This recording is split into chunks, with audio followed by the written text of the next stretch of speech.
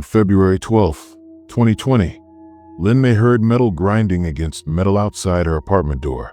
She looked through the peephole. Two workers in hazmat suits were welding a steel bar across her doorframe, sealing her inside. She banged on the door. "Wait, what are you doing?" They didn't stop. Sparks flew. The metal glowed orange. Within 3 minutes, her door was sealed shut. A voice through a megaphone outside. "Mandatory quarantine. Building 7 is now under lockdown. Do not attempt to leave.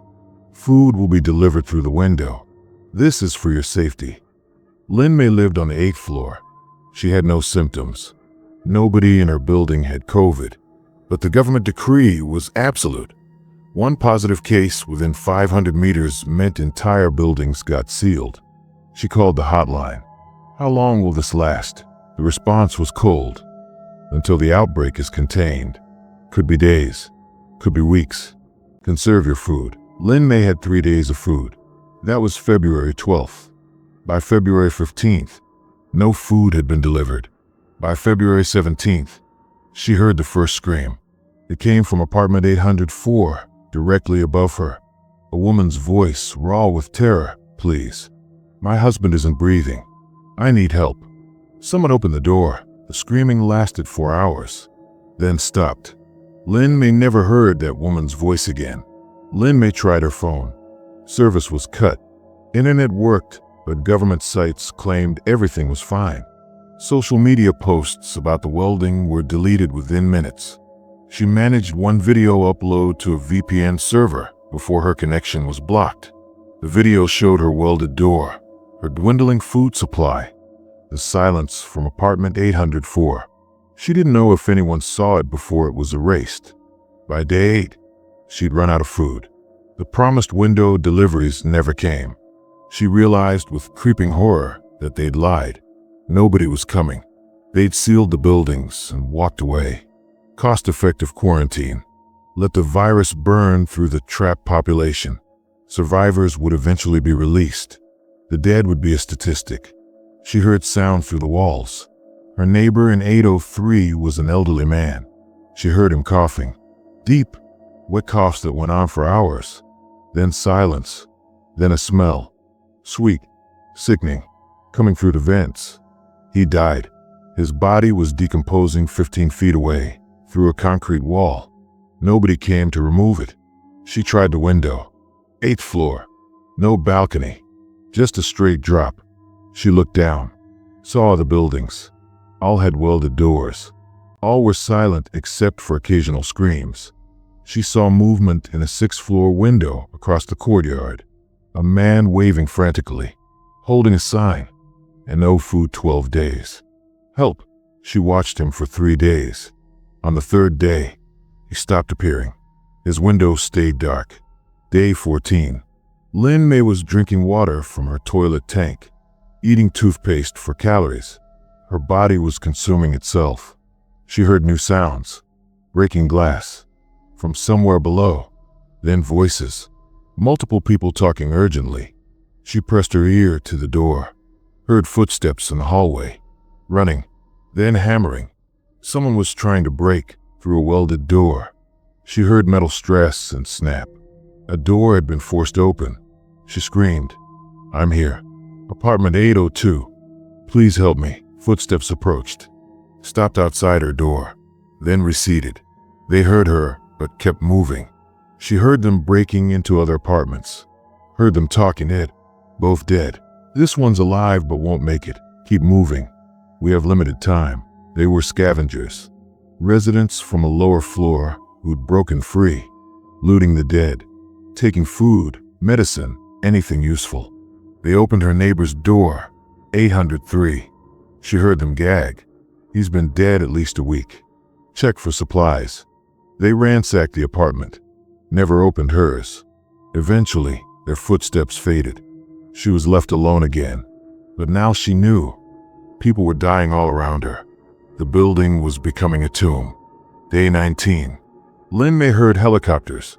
Government announced through loudspeakers. Buildings 5 through 9 will be demolished due to contamination risk. Evacuation is not possible. This is a necessary sacrifice for the greater good. We honor your contribution to public health. Lin May's building was Building 7. They were going to demolish it, with everyone still inside. She screamed until her throat bled, banged on the door until her hands broke. Nobody came. The helicopters circled, then left. False alarm, or delayed execution. That night, she heard something worse than screaming. Singing. A child's voice from apartment 801, singing nursery rhymes, over and over, for hours.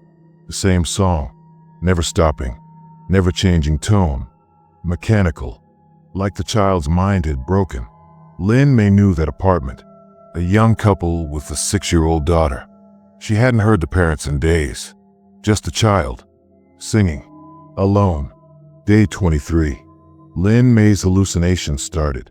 Starvation, dehydration, her body shutting down. She saw her door open, saw herself walk out into the hallway, saw bodies, dozens of them, piled in the corridor.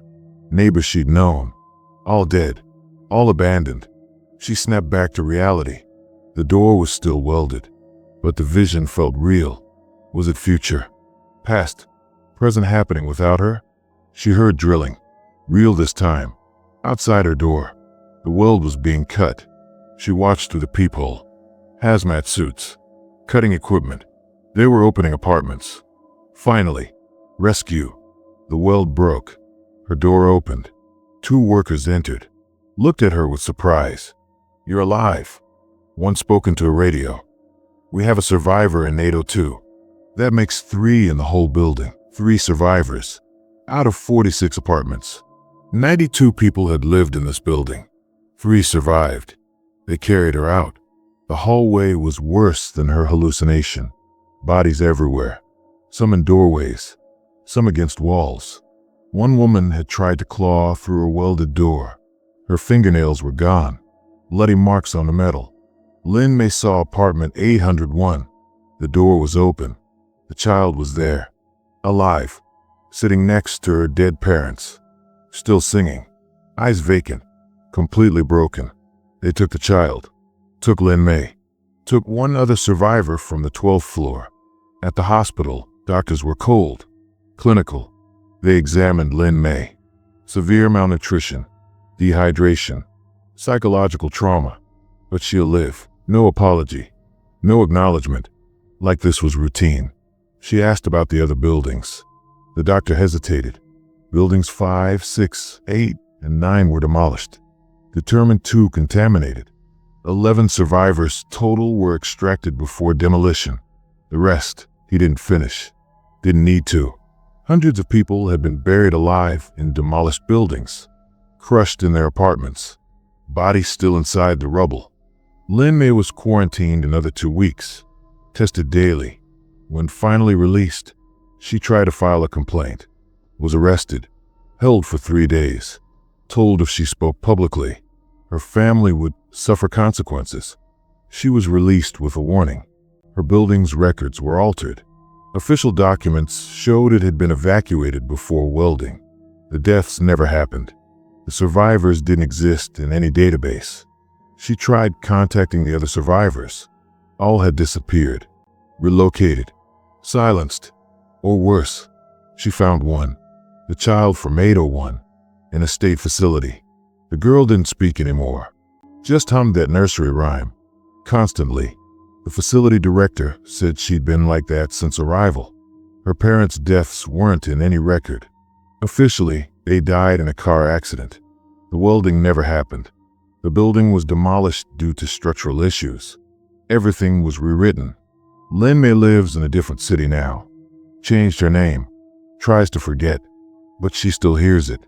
The sound of metal on metal. Sparks flying. The door sealing shut. And at night, she hears the screaming. From apartment 804. The woman whose husband died. The elderly man in 803 who decomposed alone.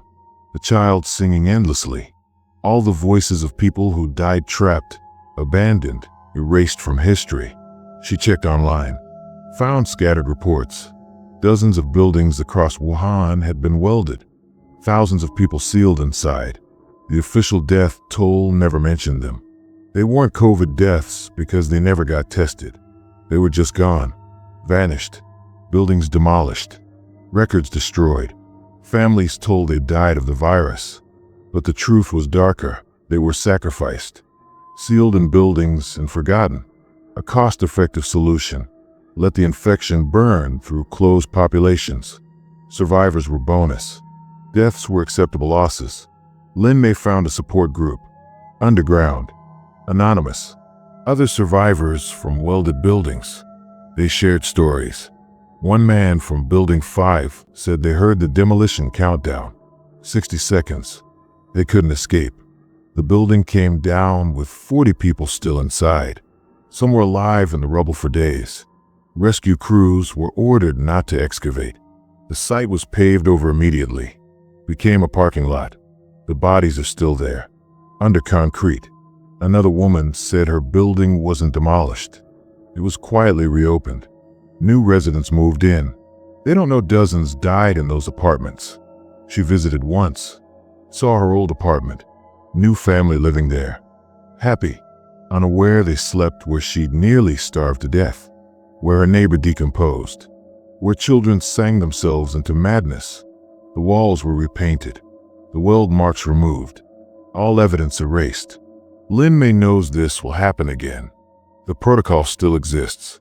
In the next outbreak, they'll weld doors again, seal buildings, let people die inside. It's efficient. It contains spread.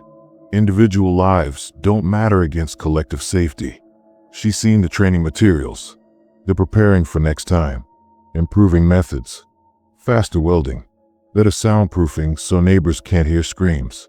More complete information blackouts. She wants to warn people. But who would believe her? Official records say it never happened. The buildings were evacuated. The deaths were natural. The survivors don't exist. She's been erased from history, a ghost of a policy that never officially existed. Sometimes she dreams she's still in that apartment. The door is welded. She's starving. The screaming has started again. And when she wakes up, she checks her door obsessively, runs her fingers along the frame, checks for weld marks, makes sure she can still open it, makes sure she's really free, because part of her never left that building. Part of her is still there, trapped behind welded steel, listening to neighbors die, waiting for rescue that never comes, slowly starving in a tomb disguised as safety. The official story says COVID lockdowns saved millions of lives, and they did. But nobody counts the ones who died because of the lockdowns, the ones welded inside, the ones demolished, the ones erased. They're not in any statistic, not in any memorial. They're just gone, buried under concrete, hidden behind repainted walls, forgotten by everyone except the survivors who can't forget, who hear the welding, who smell the decomposition, who remember what it's like to be sealed inside and abandoned, to be told it's for safety, to die for the greater good, to become a necessary sacrifice that nobody will ever acknowledge. Lin May checks her door every night, make sure it opens, make sure she's free. But she knows the truth. Nobody's free. The next outbreak comes, the next emergency, and the welding begins again, and people will be sealed inside again, and nobody will believe it happened, because officially it never does. It's just conspiracy, just paranoia, until you hear the metal grinding, until you smell the sparks, until your door won't open, until you're screaming and nobody comes, until you realize you're not a person anymore. You're a containment statistic, an acceptable loss, a sacrifice that'll be erased from history the moment you stop breathing. The welding happened, the deaths happened, the erasure happened, and it'll happen again, because it worked, and nobody who matters will ever know.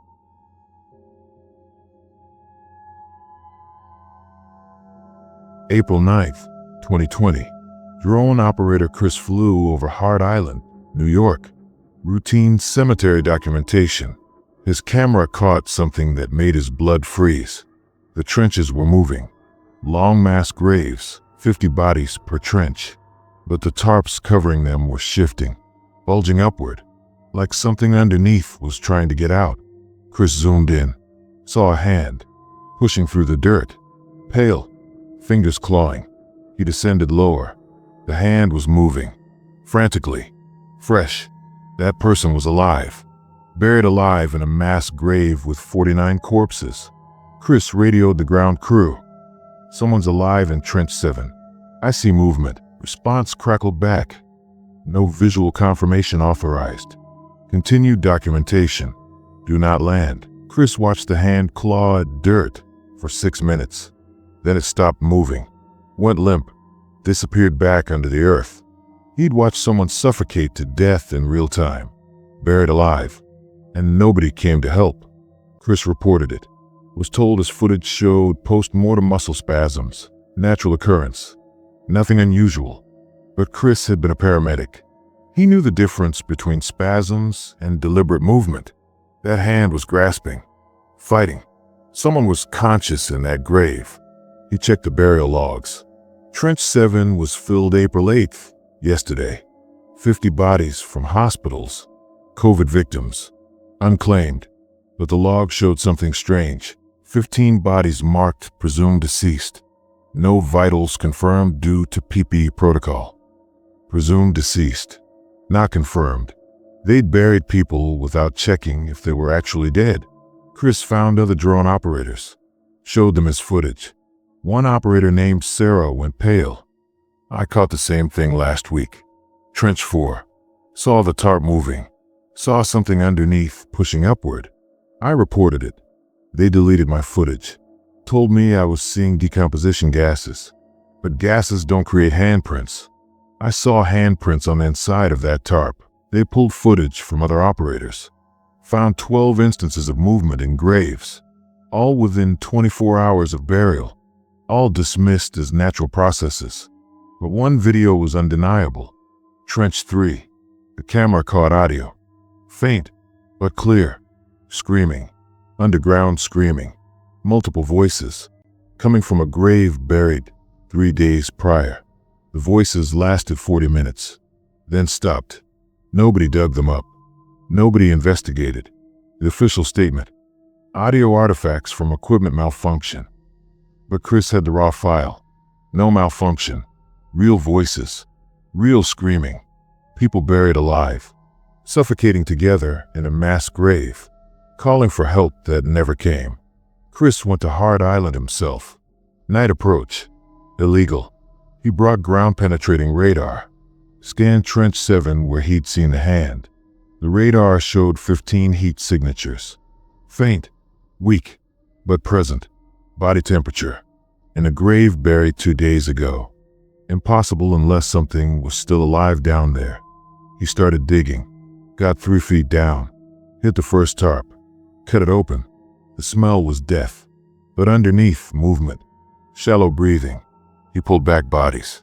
Found a woman. Eyes open. Staring. Breathing. Barely.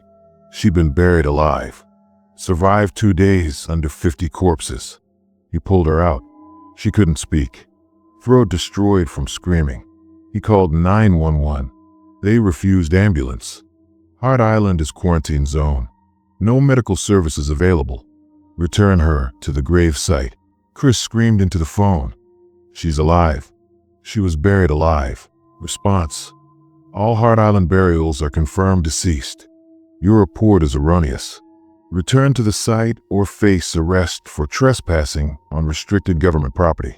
Chris took the woman to a hospital anyway. They refused her. Checked her wristband. Hard Island burial tag. Patient 4738. Marked deceased April 8th.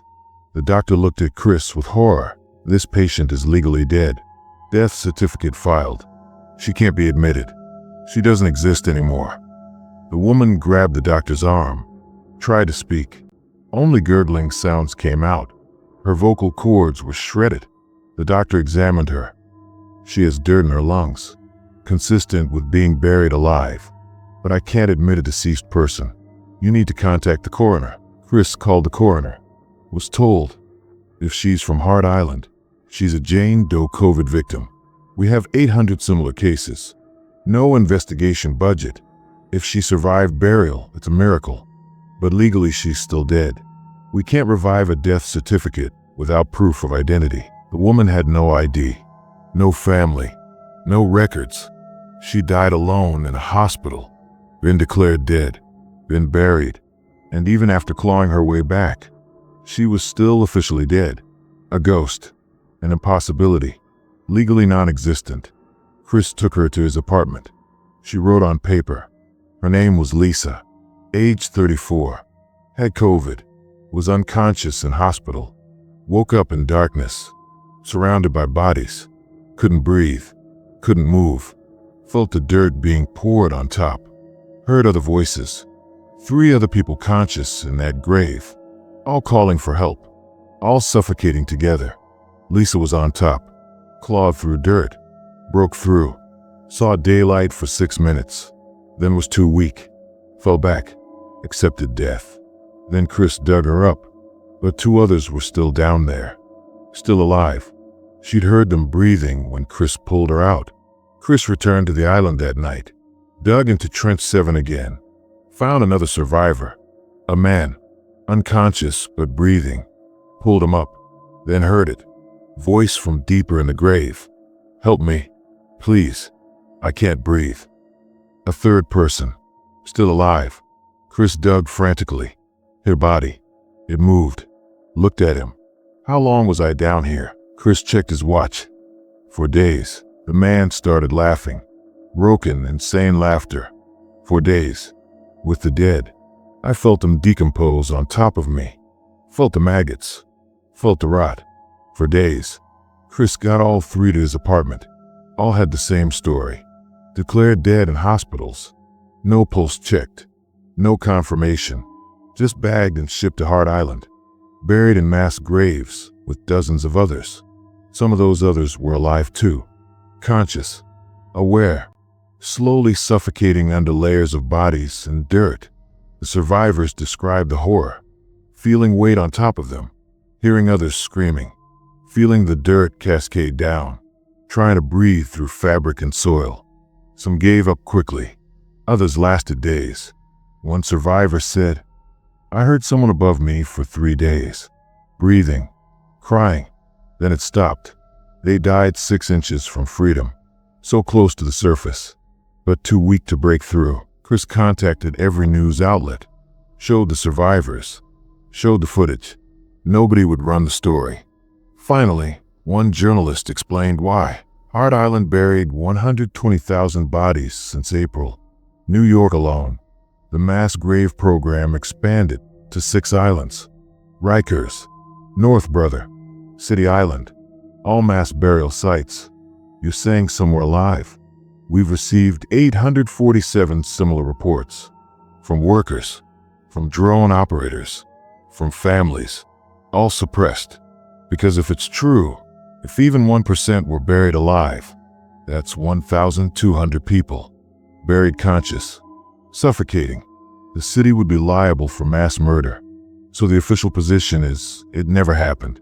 All bodies were confirmed deceased. No mistakes were made. Your survivors, they'll be declared insane. COVID-induced psychosis. Their testimonies won't be accepted.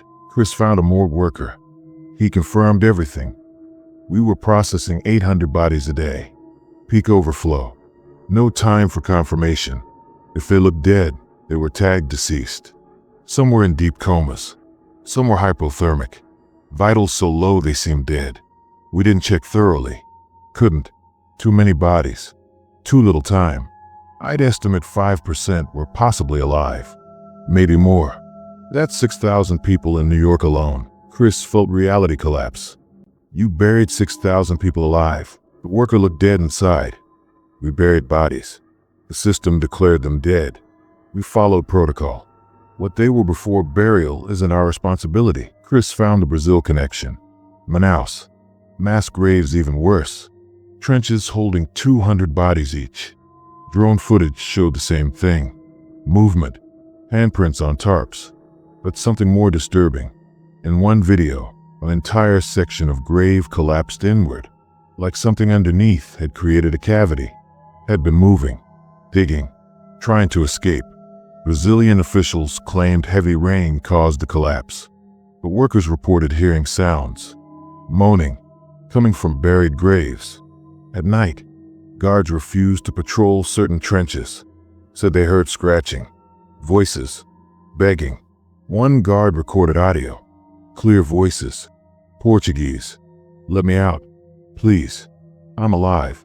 I'm alive," coming from Trench 19, buried 3 weeks prior. Something in that grave had survived 3 weeks underground. Brazilian authorities excavated Trench 19, found air pockets, spaces between bodies where someone could survive, found evidence of movement, bodies rearranged, positioned to create breathing space. Someone had been alive down there, had moved corpses to create survival space, had lasted weeks.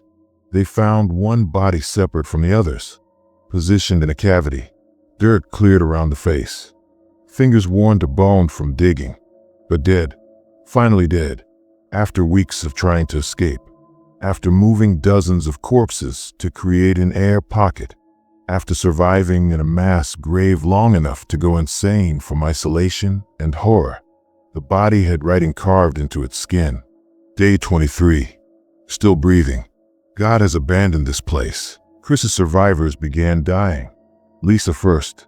Lung infection from dirt inhalation. Then the man. Sepsis from wounds sustained clawing through graves. Then the third. Suicide. Left a note. "I can still feel the weight. Still feel them on top of me. I'd rather choose my death than wait for burial again." All 3 survivors dead within 2 months. Their deaths ruled COVID complications. But Chris knew the truth. They died from being buried alive, from the trauma, from the horror of waking up in a mass grave, from knowing they'd been thrown away like garbage, from understanding the city had murdered them through negligence. Chris found a support group. Heart Island survivors, 17 people, all buried alive, all dug themselves out or were rescued, all suffering the same symptoms: claustrophobia, suffocation nightmares, the sensation of weight, the smell of decomposition that never leaves. One woman said, "I smell it constantly. The rot. I showered 50 times, burn my clothes, but it's in my nose, in my lungs. I breathed death for 2 days. It's part of me now." Another survivor. "I feel them still. The bodies on top of me. The pressure. I can't sleep without feeling buried. I take shallow breaths because deep breathing triggers memories of suffocating. I'm not alive. I'm just slowly dying above ground instead of below." The support group discovered others. Across 6 burial sites, estimated 200 survivors who clawed out themselves. Thousands more who didn't, who died underground, conscious, aware, suffocating slowly, calling for help in the darkness, surrounded by corpses, feeling the weight increase as more dirt was poured, feeling their air run out. Some survivors reported hearing others, multiple people in the same grave, all alive, all dying together, having conversations in the darkness, sharing their last moments, then going silent one by one, until only one voice remained, then none. Chris returned to Heart Island last month, brought audio equipment, placed sensors on recent graves, recorded for 48 hours, caught something on Trench 34, movement, then voice, faint, "Help, please," underground, from a grave buried 1 week prior. He reported it, was arrested for trespassing. His equipment was confiscated, his recordings erased. He was warned. Heart Island operations are classified pandemic response. Further interference will result in federal charges. They buried someone alive in Trench 34, and they're leaving them there. Chris can't sleep. Knows someone is down there right now, suffocating, calling for help, slowly dying, and nobody will dig them up, because officially, they're already dead, already buried, already forgotten. Check the burial records. Heart Island, Manaus. Any mass grave site from April-June 2020. If your relative was buried there, they might have been alive, might have woken up in darkness, might have died calling your name. might still be down there. Some graves are still moving, still settling, still creating air pockets where someone could survive. They're still breathing, still hoping, still dying, under tons of earth and corpses, in the darkness, alone, forgotten, buried alive by a system that couldn't tell the difference between dead and dying, between corpse and coma, between body and person. The mass grave islands are full of ghosts, but some aren't ghosts yet. Some are still screaming, still clawing, still bleeding, still breathing, waiting for someone to dig them up, before the air runs out, before the weight crushes them, before they become what the city already declared them, deceased.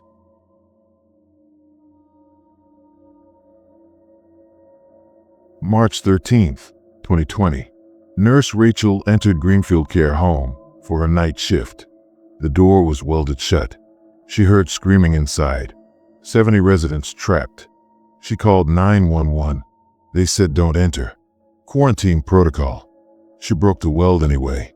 Found help. Staff had fled 3 days ago. 40 residents already dead. The rest dying. One woman grabbed Rachel's throat. They're not sick. They were poisoned. The soup. Tuesday night. Everyone who ate it got sick. This isn't COVID. They're killing us. Rachel found the kitchen. Industrial containers labeled sodium pentobarbital. Euthanasia drug. Someone had poisoned the food, then fled, then welded the doors. This wasn't abandonment. This was mass murder disguised as pandemic protocol. Rachel found a laptop. Open email from facility director to government health department. For Protocol 6, have administered solution to 68 residents. Mortality expected within 72 hours. Will report as COVID deaths. Facility sealed. Staff evacuated. Awaiting body disposal instructions. Protocol 6. Rachel searched the computer. Found the document. Government directive from March 9th. Care facilities with residents over 80 could request expedited transition for COVID-positive patients. Expedited transition. Euthanasia. Legal under emergency health powers. Rachel vomited. They'd legalized killing the elderly. 30 residents were still alive, but breathing strangely. Labored. She checked their medications. All had been given triple doses of sedatives, enough to cause respiratory failure. Slow suffocation. They were being murdered in stages. Rachel called police. They arrested her. You've contaminated a quarantine site. You violated Protocol 6 non-disclosure. You're under arrest for bioterrorism. They dragged her out, welded the door again, with 30 residents still alive inside, still suffocating. Rachel heard their screams as they drove her away. At the police station, Rachel saw something impossible.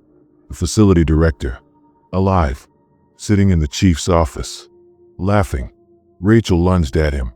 You murdered them. He smiled. I saved them. From suffering. From the virus. Protocol 6 is mercy.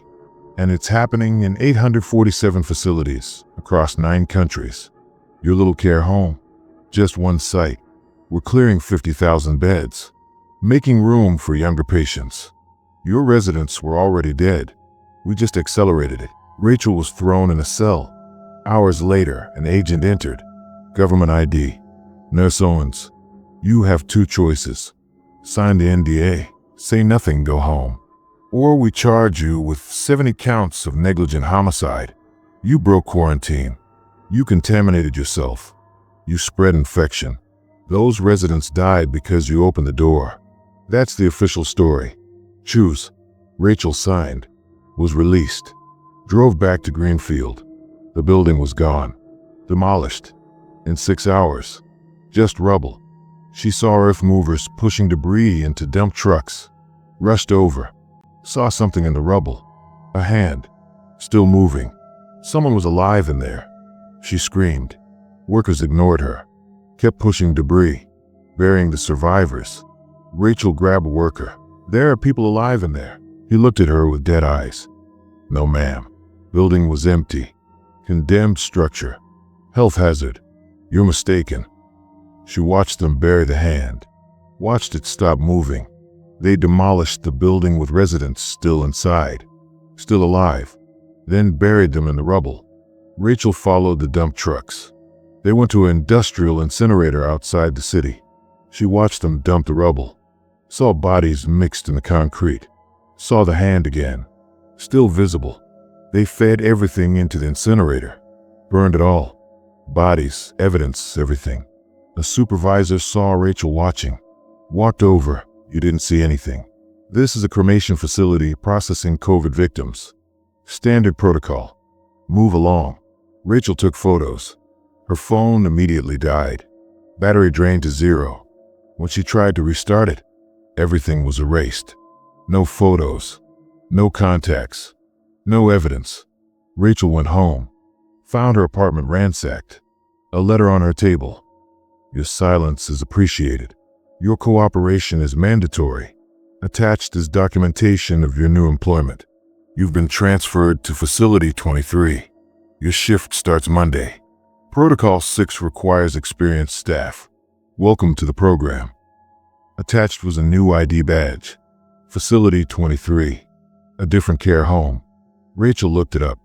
200 residents, all over 75. She understood with horror. They weren't silencing her. They were recruiting her, making her complicit. She'd either help kill more elderly people or be killed herself. She ran to the media.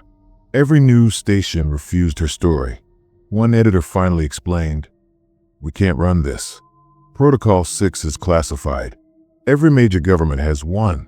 Spain calls it Plan D. Italy calls it Selection. UK calls it Revised Triage. France calls it Prescience. Same program, different names. They're systematically euthanizing elderly care home residents across Europe, calling them COVID deaths. We've known for weeks. Nobody will publish. The governments coordinate. They'll destroy anyone who exposes it." Rachel found other nurses. Underground network. They'd all been through it. All recruited into Protocol 6. All forced to poison residents. All threatened into silence. One nurse named Sarah said, "It's not just care homes. Hospitals too. The ventilators? Some were set wrong deliberately. High pressure. Burst lungs. Killed patients faster. Called it COVID complications. But it was murder. We have orders. Save resources for under 70s. Over 80s get comfort care only. Comfort care means morphine overdose. Means intentional death. I've killed 40 people. They make us do it or we're arrested. We're all murderers now." Rachel checked her new assignment. Facility 23 had 200 residents. Protocol 6 authorization for 180. They wanted her to kill 180 people. She refused. Was arrested again. Taken to a government facility. Shown something that broke her mind. A warehouse. Thousands of body bags. All filled. All from care homes. All Protocol 6 victims. An official explained. 56,000 so far across Europe. Projected 200,000 by June. We're solving two problems. COVID spread and pension crisis. These people were dying anyway. We're just accelerating inevitable deaths. Creating capacity. Reducing long-term care costs. This is survival mathematics. The young need resources. The old are consuming them. Protocol 6 is natural selection with assistance. Rachel was given an injection. Told it was sedative. Woke up at Facility 23. In scrubs. With a syringe in her pocket. Protocol 6 authorization in her hand. Residents looking at her with trust. She was going to kill them. Had already been drugged to compliance. Felt her hands moving automatically. Felt herself adding poison to the evening medications. Felt herself becoming the monster. She tried to resist. Couldn't. The injection had done something. Removed her ability to refuse. She murdered 180 people over 3 days. Watched them die. Felt nothing. The drug made her numb. Day 4, the drug wore off. Rachel realized what she'd done. Tried to kill herself. They stopped her. Injected her again. You're valuable now. Experienced. You'll process 2,000 more before this ends. Protocol 6 needs you. The program needs you. Refuse and your family dies. Your parents, your sister, all in care facilities now. All Protocol 6 eligible. Work or they're next. Rachel checked. Her parents had been moved, forced into a care facility. Same with her sister, who had cerebral palsy. All hostages. All leverage. Rachel works Protocol 6 now. Has killed 847 people. Moves between facilities. Administers the poison. Watches them die. Reports it as COVID. The drug keeps her compliant. Keeps her functioning. She's not alone. Thousands of nurses doing this. Across Europe. Across the world. Wherever Protocol 6 exists. The death tolls you see. Only half are real COVID. The rest are murder. Systematic. Organized. Government sanctioned. The elderly are being exterminated. Quietly. Efficiently. Under cover of pandemic. And the staff are forced to do it. Drugged into compliance. Threatened into silence. Turned into executioners. Rachel tried to leave evidence. Recorded confessions. All erased. Tried to contact international authorities. They already knew. Were coordinating their own versions. Tried to kill herself again. They revived her. Injected her. Sent her to the next facility. She's a ghost now. A weapon. A tool of Protocol 6. She's killed more people than most serial killers. But she's called a hero. Healthcare worker. Frontline responder. They give her awards. Recognition. While her hands are covered in blood. While she murders the helpless. While Protocol 6 continues. Check your elderly relatives. If they're in care facilities and died of COVID in March-May 2020, look closer. Check the death certificate. If it says respiratory failure, but they had no underlying conditions, question it. If they died within 72 hours of admission, investigate. If the facility was sealed and staff evacuated, demand answers. Because Protocol 6 is real. The murders happened, are still happening, and next pandemic, it'll happen again. They perfected the system, proved it works, proved nobody will stop them. The vulnerable will be eliminated. The expensive will be discarded. The old will be sacrificed. And nurses like Rachel will be forced to do it. Drugged, threatened, turned into killers. While the world applauds their service. While governments hide the truth. While thousands die not from virus, but from protocol. From policy. From calculated genocide disguised as healthcare.